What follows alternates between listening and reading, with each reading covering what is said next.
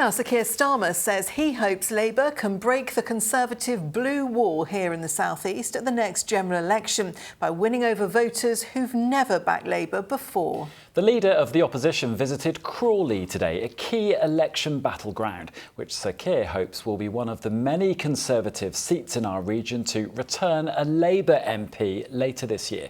Bradshaw has our report. The intended destination for Sir Keir Starmer, a Labour majority government. Today's stop, Three Bridges train depot, to talk to staff in the key Labour target seat of Crawley. The number one issue here is, of course, the cost of living crisis. We'll only fix that if we fix our economy, and I'm determined to do that so that every place across the country, particularly here in the South East where I grew up, benefits from higher living standards, and we see the back of this awful cost of living crisis. That message, though, in Tory-held seats like Dover, Rochester, Bournemouth, the Isle of Wight, to win over those voters, how can you convince them not just to vote against the incumbents, but to positively vote for your Labour Party?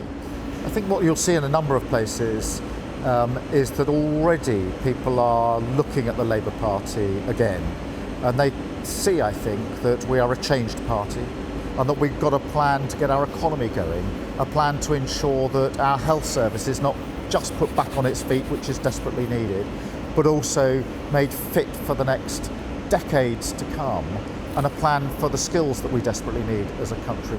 The story of the 2019 general election was about the Conservatives breaking through Labour's red wall in the north of England.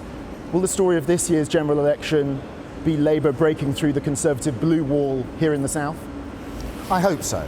And I would appeal directly to those that didn't vote for Labour last time at the general election in 2019, maybe never voted Labour before, traditional Conservative voters. The country's crying out for change.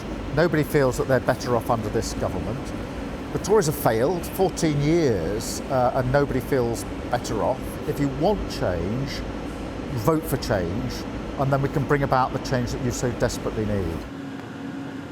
Labour may have a commanding lead in the opinion polls, but getting enough voters on board come election day will be the real test, and one that could see many true blue seats in the south turn red before the year is out.